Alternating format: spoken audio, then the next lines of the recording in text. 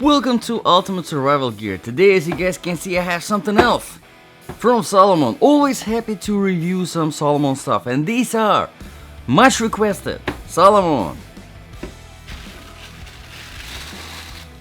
Sonic 4 Accelerate. Yes, the newer trail running shoes as they are advertised on Amazon from Salomon. Check this out. Now, the link for Amazon is in the description below, and also the link for Salomon's website in the description below. Sometimes one has a better price than the other, so make sure to check out both. Let the review begin. As some of you already know, this is not just a regular shoe review. This review is specifically for my Ultimate Survival boots section. And yes, these are not boots, these are trail running sneakers or running sneakers. We will determine that later in the review. But if something bad happened and you had these on and now you had to obviously run, because this is for running as good as it gets, you had to fight, you had to climb, you had to do everything to survive.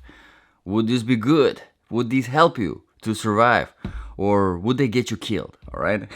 How do we make the judgment?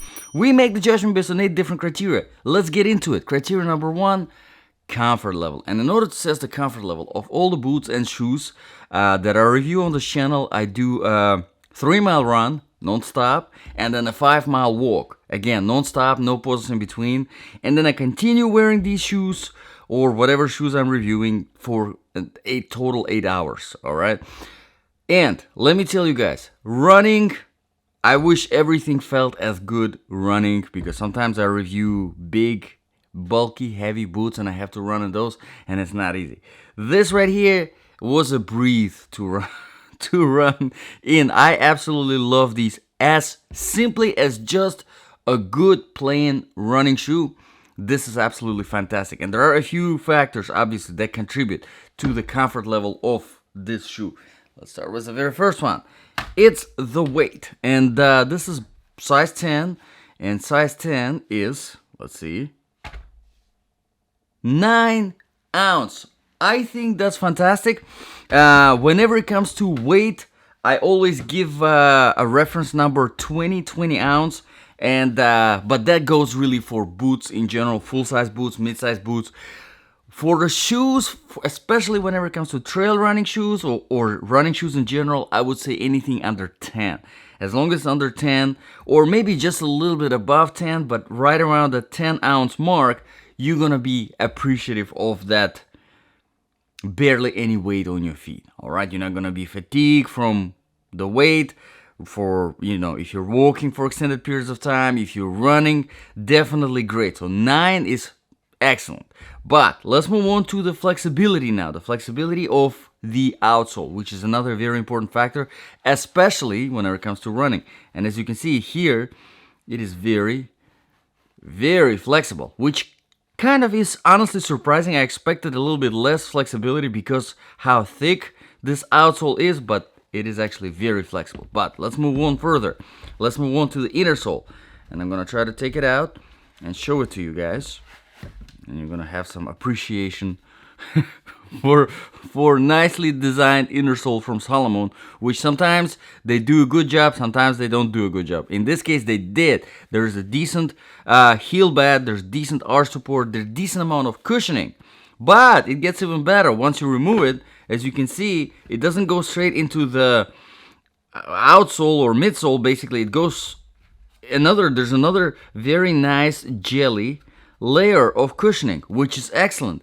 But it gets even better because in this particular shoe, Salomon implemented their technology called Optivibe, and my camera is trying to focus right here. This layer of green, teal, whatever color this is, basically adding another protection of cushioning, right? So if you're running and now you start running properly, not putting any stress on your heels, on your ankles, but then you get tired and now you're putting more and more stress on your heels. All of this will protect you from that impact on your heels, protecting your ankles, protecting your knees. So excellent job there, Salomon. On the comfort level, overall, I do like it a lot, but it gets even better. Yes, it gets even better because You're probably wondering, okay, what about all the cushioning? Well, check this out. As you can see, there is cushioning, very nice cushioning here, which kind of actually locks your heel in place, which is very nice and adds a lot to the comfort on the side over here. Great job, Salomon.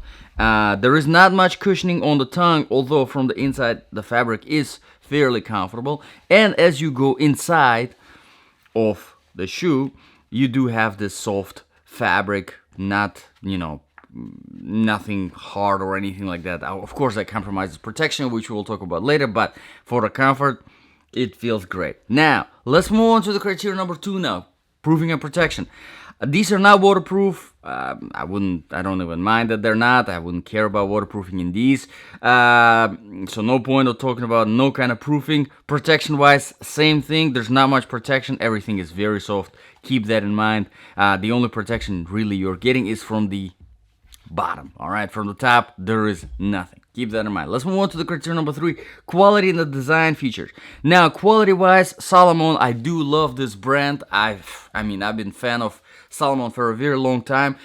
In fact, the best ultimate survival boot so far from everything that I reviewed on this channel. Everything, shoes, boots, everything is from Salomon. So, I do love the brand. I do have a lot of demands because of that reason. If there's really something small that I don't like, I always point it out just because I have high expectations from this particular brand. But in this shoe so far, they did a pretty good job. Now, speaking of the design features, here I talk about the lacing system. Not my favorite lacing system, I have to say. Yes, let's complain. Thin, very, very thin strings, flat. I hate them. I don't like these strings. But it is what it is. That's what you get in these. Also, not much of, any kind of, as you can see, all of the hooks, and there are, 6 pairs of them, and you can utilize the 7th one over here. There's another hook. I don't know how long this will last, because the in-fabric hooks, they usually don't last as long as an actual normal hardware hooks. But if you guys have a long-term experience with these shoes, let everyone know in the comments below. This would be very, very, very helpful. Let's move on to the criteria number 4 now. Outsole, traction stability. Now, whenever I do the run and the walk, I do it on a variety of different surfaces. Tarmac, sand, grass, trail surface, rocky road, even the rock wall in my house, rubber tile, just a whole bunch of different configurations, so dry, wet. And this is a decent outsole. I would not necessarily call it personally a trail running shoe. Yes, you can use it on the trail, without a doubt. You can definitely use it on the trail, and it will be pretty decent. But a very, very mild, very moderate trail. Anything more serious, where there is wet stuff, dry stuff, some rocks, anything complicated, I would say no, guys. Don't use it. Use this for running. You go for a good run, nothing crazy, great stuff. But if you're going more into like a trail, more into the woods, more into the rocks and mountains, this is not the outsole that you want to be hanging around. This is a little bit too flat for stuff like this. It does still have some decent aggression, but not nearly as much as you need, and not nearly as much of protection from the bottom either, because I would prefer to have a little bit more, at least something that goes throughout the whole shoe. Here, as you can see, there is this harder contact grip rubber at the front and on the back. That's usually where the impact is whenever you're running normally. On a trail running shoe, you normally get the whole thing covered just for better protection, and that's what I would recommend going with. So if you're looking at a trail running shoe, maybe if your trails are very mild, but the best this would be just as a normal running shoe and not having high expectations, something this is not supposed to be done. Let's move on to the criteria number 5 now, the temperature. So temperature wise, obviously, forget about the cold. Makes no sense to talk about cold. But for hot weather, obviously, this is very nice, very breathable. Does excellent job. Let's move on to the criteria number 6. Again, really quickly, the sizing. Yes, these are true to the size, so no problems there at all. Let's move on to the criteria number 7. Balance of application. So if this really was your ultimate survival shoe, would this be good for your survival? Well, if you're a runner and you think you're gonna be most of your survival is going to be about running from danger, getting to the safety, and on the way, the terrains are gonna be mostly flat surfaces, nothing crazy, nothing complicated, nothing too rocky or woody, right? This will be pretty good. But if you're looking for more, like I said, trail running shoe, you probably should be checking out some more versatile trail running shoes. And I have a lot of those on this channel, so check them out. I'm sure if you like the brand Salomon, I'm sure you will be able to find something from Salomon as well. And the very last criterion here, criterion number 8, the price. $130 currently on Amazon.